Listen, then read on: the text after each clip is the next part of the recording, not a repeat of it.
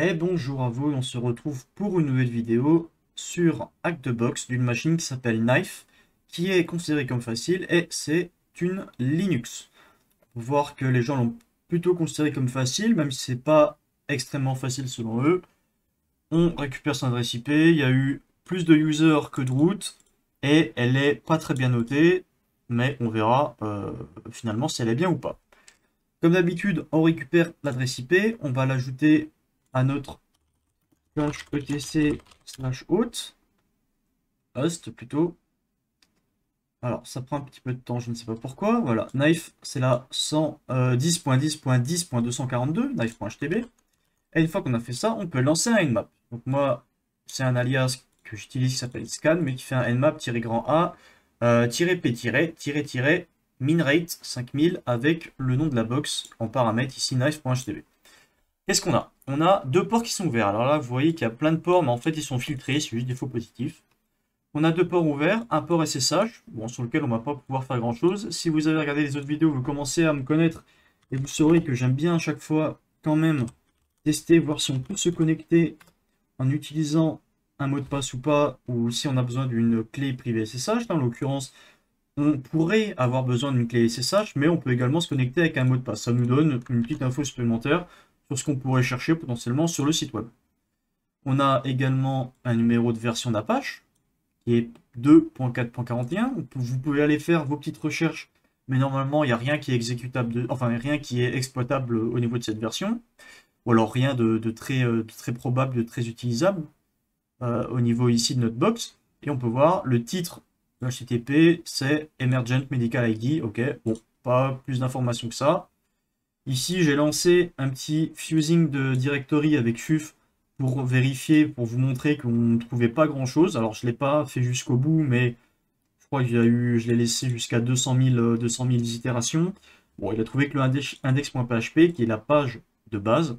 Et aussi, j'ai lancé un petit Nikto pour vous montrer qu'on peut récolter des informations supplémentaires. Donc, c'est pas mal d'utiliser des tools différents. Si jamais un tool ne vous ressort pas toutes les informations, c'est toujours bien de ne pas toujours utiliser le même parce que d'autres peuvent vous ressortir d'autres informations qui peuvent être plus judicieuses, plus intéressantes. Ici, en l'occurrence, on voit qu'il nous ressort le Apache qu'on a trouvé juste avant, mais il nous ressort également la version de PHP, PHP 8.1.0-dev. Ici, qu'est-ce qui est intéressant, c'est de savoir que c'est le "-dev de PHP. Toutes les versions dev, souvent, c'est pas les versions définitives, et il peut y avoir des petits trucs sympas à regarder de ce côté-là. Si on veut se rendre sur le fameux site, donc http knife.htb, qu'est-ce qu'on y trouve? On retrouve le titre, on a avec Nmap, vous avez remonté, Emergent Medical ID. On voit ici qu'on a des onglets, mais on ne peut pas cliquer dessus, c'est juste du texte comme ça. Là, on ne peut pas descendre, on ne peut pas zoomer, il n'y a rien. Si on sélectionne tout, on fait un CTRL A, il n'y a pas l'air d'avoir de texte caché nulle part. Si on fait un CTRL U pour regarder le code source, on peut voir qu'il y a des CDN qui appelaient, mais c'est au niveau de JS ou du CSS. Voilà, c'est des scripts qui ne sont pas très intéressants. Là, on a un script encore source, mais stop execution, c'est un truc, on va dire, open source, ça n'a pas l'air d'être très simple, enfin très pertinent. Si on va voir dedans, ouais, il n'y a rien. Ok, là on a du script, peut-être qu'on peut avoir, je sais pas, des WebSockets ou des trucs comme ça qui peuvent être intéressantes. Mais si on regarde, en fait, non, c'est juste pour faire des transitions, pour faire un effet joli avec ici. Voilà, donc en fait, on n'a absolument rien sur le site web. Comme je vous ai montré juste avant, on n'a rien au niveau du fusing. Donc là, on est un peu bloqué. Ce qu'on peut faire, c'est que si vous ne connaissez pas, il y a un tool qui s'appelle Wapalizer. Alors, je ne sais pas si c'est disponible sur Chrome, mais en tout cas sur Firefox. Ici, vous pouvez comment s'appelle, installer l'extension. Et ensuite, vous aurez une petite icône ici. Vous avez juste à cliquer dessus et ça vous donne des informations supplémentaires au niveau du site web sur lequel vous êtes. Donc là, on retrouve le web server Apache 2.4.41 et également le langage de programmation qu'il utilisé, c'est du PHP 8.1.0. Bon, bah là en l'occurrence, ici on n'a absolument rien sur le site web, on n'a rien dans le code source, on n'a pas de page sur lesquelles on peut se balader. On a une version d'Apache qui n'est pas vulnérable, on peut quand même aller voir, mais Apache 2.4.41 exploit, voir s'il y a des choses intéressantes. Là, il nous parle de vulnérabilité. Mais bon, si les résultats ne remontent pas directement en mode POC ou truc GitHub dès le début ou ExploitDB, c'est que c'est très certainement pas vulnérable, ou alors que ça vient d'être sorti ou que c'est pas très connu ou quoi. Mais là, en l'occurrence, on peut voir qu'il y a bien passe transversal, des remotes, des RCE, des trucs intéressants, mais c'est pour des versions supérieures, 2.4.49. Donc ici, ça ne nous intéresse pas, on n'a rien de très pertinent. Si on cherche maintenant notre petit PHP, PHP 8.1.0 exploit. Là, on peut voir que déjà dans les comment ça s'appelle, ce qu'on nous suggère, les suggestions, on avait déjà le "-dev. Et là, on a deux trucs qui peuvent être intéressants. Le user agent, on a un truc de exploitDB, comme je vous l'ai dit juste avant. Quand ça match exactement la même version, le même logiciel ou le même langage, ce genre de choses, dans les premiers liens, c'est très certainement qu'il y a quelque chose à faire. Et là, on voit bien que ça parle de backdoor, de RCE, donc ça c'est très intéressant. Ça va très certainement nous être utile par la suite. Si on va voir sur le GitHub, apparemment, là on a deux scripts. Un script backdoor, qui est un script Python, et un script reverse shell. Voilà, ça nous explique un peu le POC, le machin, comment ça se passe. Et là, on peut voir que c'est très facilement utilisable. Par exemple, si on veut utiliser le script pour obtenir un reverse shell, Python 3, le nom du script, l'URL qu'on veut target, notre adresse IP, le port sur lequel on est en écoute pour obtenir un reverse shell. On le lance simplement et comme par magie, on obtient un reverse shell. Alors on pourrait utiliser ça, mais nous, comme on est des vrais Axor, qu'est-ce qu'on va faire? On va regarder le code source et on va voir si on ne peut pas s'amuser à le faire manuellement. Là, en l'occurrence, on peut voir que le script est vraiment pas long. Alors, ils mettent 57 lignes, mais il y a déjà la moitié où c'est que du commentaire, donc on s'en fout. Et là, qu'est-ce qu'on peut voir? On peut voir qu'en fait, le reverse shell, il y a un payload, qui est en fait un reverse shell, un bash classique, une commande bash classique. Et on a un user agent qui est un peu spécial, user agent avec 2T, Zerodium system, et il met le payload. Donc, ça a l'air d'être une sorte de backdoor.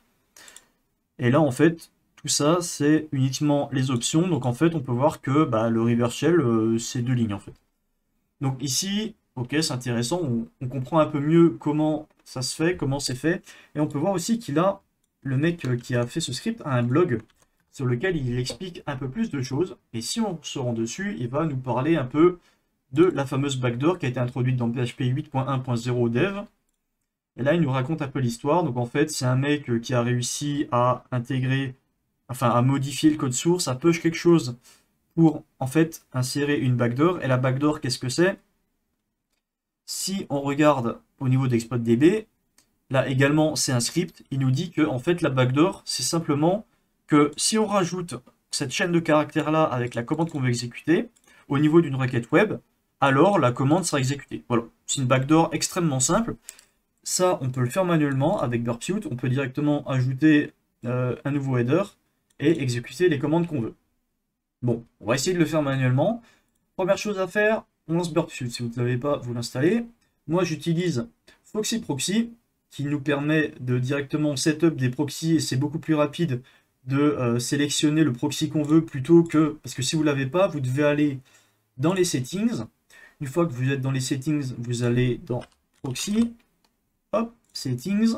Et une fois que vous êtes dedans, vous faites manuel configuration, HTTP proxy 127.0.0.1 et vous sélectionnez le 8080 parce que c'est celui par défaut sur lequel on écoute au niveau de l'interception. Vous pouvez voir ici, de burpsuit. Donc, imaginez, si à chaque fois je dois enlever ou remettre le proxy, ça va être chiant, il faut que je retourne dans les settings, que je clique ici, que je clique mon machin, truc, c'est chiant. Alors qu'avec Foxy Proxy, vous avez juste à le créer au début. Là, vous le désactivez, paf, vous le réactivez, et c'est beaucoup plus rapide. En 2 clics, c'est fait, plutôt que de retourner dans les options, tout ça. Donc je vous conseille de l'installer, c'est vraiment pratique. Et une fois qu'on a fait ça, qu'est-ce qu'on va faire? On va se rendre dans l'intercept, on fait OK, et on va juste générer une requête GET classique depuis le site web. Donc on peut faire un F5, ou alors on retourne sur le site. Là, ça a bien récupéré, ça a bien intercepté la requête. On va l'envoyer dans le repeater, qui est un module qui nous permet de répéter plein de fois une même requête, ou faire des petites modifications. Donc là, c'est la requête de base qu'on a récupérée. Si on l'envoie au serveur, eh ben, en fait, ça va juste nous renvoyer la page par défaut, qui est celle-là. Donc si on regarde le code source, normalement, entre là et là, c'est exactement le même. Maintenant, on peut voir qu'on va tenter d'exécuter, enfin de passer par la backdoor pour exécuter du code.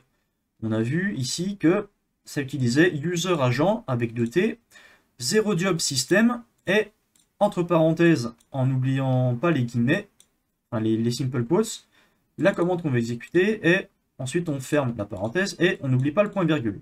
On va récupérer ça, on va l'ajouter ici, user agent, nous on n'oublie pas les 2T, 2.0 job system, hop, simple quotes, paf paf, on ferme, point virgule, et on met la commande qu'on veut exécuter. Par exemple, ID. Je vais exécuter la commande ID. Donc là, on peut voir que c'était le truc de base. On a la page web classique, comme si on allait directement sur le site. Maintenant, on se dit, ok, on va trigger la backdoor, et on veut que la backdoor exécute ID. La commande ID au niveau de Linux. Je lance, et là, qu'est-ce qu'on voit qui apparaît? On voit que notre commande ID s'est bien exécutée, et qu'on a bien l'utilisateur qui run le service web qui s'appelle James. Ok, mais par contre, connaître l'ID, bon, c'est intéressant, mais voilà, on est assez vite bloqué. On peut tester d'autres commandes, par exemple ls-la pour lister les fichiers qui sont directement sur le serveur. Et là, on voit que ça fonctionne également et qu'on est bien à la racine. Donc, c'est pertinent. Le problème, c'est que si on veut exécuter la machine, enfin, si on veut exploiter la machine de cette manière, c'est pas très pratique, c'est chiant. On va pas pouvoir exécuter beaucoup de commandes. Par exemple, si on fait un sudo-l et qu'il nous demande un mot de passe, ben, on va pas pouvoir mettre le mot de passe parce que c'est pas interactif. Du coup, qu'est-ce qui nous arrange ici? On veut obtenir un reverse shell. Reverse shell, il en existe plein, mais là, comme on est sur du Linux, on va récupérer du bash. Alors, vous inquiétez pas, hop, je vais chercher dans mes petits cheat sheets là un reverse shell qui fonctionne. Voilà. On va lancer juste Sublime Text pour pouvoir le modifier plus facilement. Hop, cancel. Voilà. Alors ça, c'est un reverse shell classique qui utilise des MKFIFO. Donc on va juste modifier 10.10.14.4. On met un port qu'on veut utiliser. On copie. Paf. On se met en écoute. Alors ici, ça, je peux fermer. Je mets en netcat LNVP 1337. Et ensuite, je retourne sur mon burp. Ici, je modifie la commande que je veux exécuter. Je mets mon reverse shell. On vérifie que c'est bien la bonne adresse IP. Pour être sûr, on fait un petit IPA. Alors, IPA, comme ça fonctionne mieux. Une 0 qui est l'interface OpenVPN. Et on récupère l'adresse IP. Donc, c'est bien 10.10.14.4. 10.10.14.4. On a bien mis le bon port. Et du coup, on peut lancer. Hop, ici, qu'est-ce qu'on a? On obtient un shell. Donc, on peut l'upgrade un petit peu parce que là, c'est moche. Python 3-c, import pty, pty.spawn, et on est bon. Donc là, maintenant, on est bien connecté en tant que James. Voilà.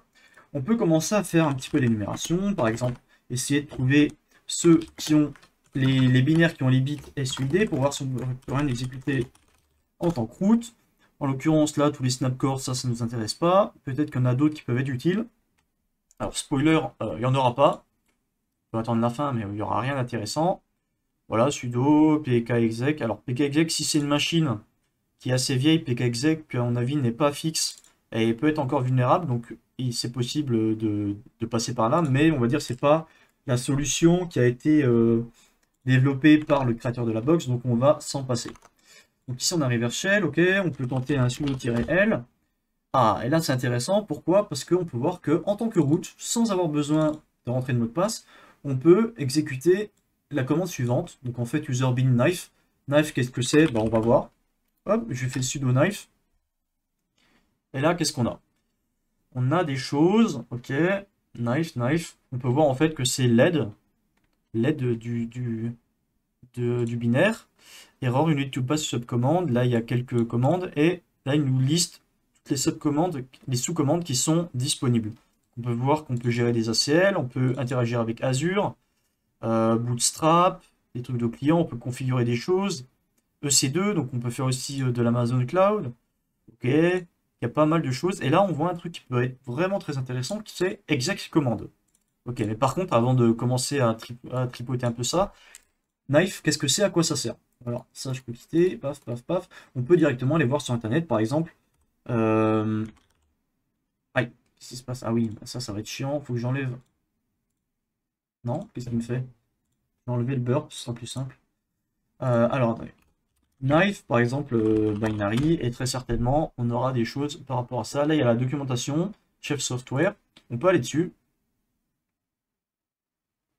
Ok, ça prend un peu de temps. La VM qui est lag.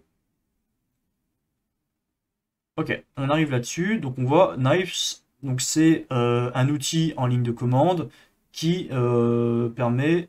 Enfin, c'est une sorte d'interface entre certains trucs. Bon, je sais pas ce que c'est. Mais on peut voir que ça peut gérer plein de choses et comme on a vu dans l'aide, ça peut exécuter des commandes. Donc là, dans la documentation officielle, si on cherche par exemple exec, on peut voir ici, on a knife exec et c'est exactement ce qu'on avait également ici, ça nous intéresse. On veut avoir plus d'informations sur les options qu'on peut utiliser. On peut voir que apparemment il y a une option tiré grand E, script, alors option tiré grand E, code. Oui, très bien. A string of code to be executed. Ok, donc apparemment on peut exécuter une chaîne de caractères au niveau du code. Il y a des exemples. Ouais. Et là on peut voir que on peut, avec knife, on peut exec-grand E du code et il faut que ce soit du code Ruby. Ok. Maintenant, peut-être que bah, si on peut exécuter du code Ruby en tant que root, on peut peut-être obtenir un reverse shell ou faire des choses à peu près sympas.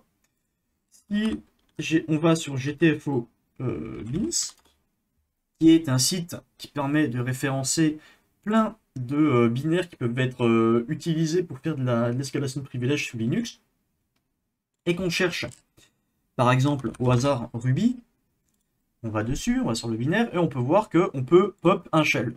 Ok. Donc en fait, avec Ruby, si on exécute cette chaîne de caractères là, on peut obtenir un shell. Bah, c'est intéressant parce que si on peut exécuter du Ruby avec knife en tant que root, bah, on a gagné vu qu'on est root. On est passé root. Qu'est-ce qu'on peut faire d'autre? On peut upload des fichiers, on peut écrire des fichiers, on peut lire des fichiers, on peut charger des librairies, on peut exécuter en tant que sudo, bah, c'est exactement pareil. Et au niveau de capabilities. Nous, en l'occurrence, on pourrait directement utiliser file read pour lire le fichier de root, mais c'est quand même plus intéressant de passer directement en root au niveau de l'utilisateur. Donc, on va utiliser notre sudo. Alors, quand je fais knife, je suis pas obligé de mettre tout le chemin parce que ça ira automatiquement exécuter celui qui est dans mon path. Le premier dans le path, c'est knife, donc là on est bon normalement. Path, knife exec-grand E, et le code ici, nous, c'est du exec binsh. Hop, je le lance, je ferme la simple quote, on exécute, et là il y a le petit hashtag qui apparaît qui nous fait bien plaisir parce que hashtag, ça veut dire qu'on est root. On fait un petit ID et on est bien root. Donc on peut aller dans le cd root, ls-là, alors évidemment ls-là, et on est bien root et on peut récupérer le contenu du fichier et on a terminé la machine. Alors également ne pas oublier d'aller dans le home, ls-là, et cd gems et de récupérer le user, ici user.txt. Voilà, donc j'espère que cette machine vous aura plu. Elle n'était pas très compliquée, mais en vrai c'est sympa parce que ça nous permet de lire la documentation du binaire qui était sur la machine pour voir qu'on pouvait exécuter une commande et ensuite exécuter et enfin binsh et devenir root. Voilà, donc j'espère que cette vidéo vous aura plu. On se dit à la prochaine pour une nouvelle vidéo. N'hésitez pas à laisser un petit pouce bleu, ça fait toujours plaisir, et à vous abonner pour être au courant des prochaines vidéos. Allez, bye bye.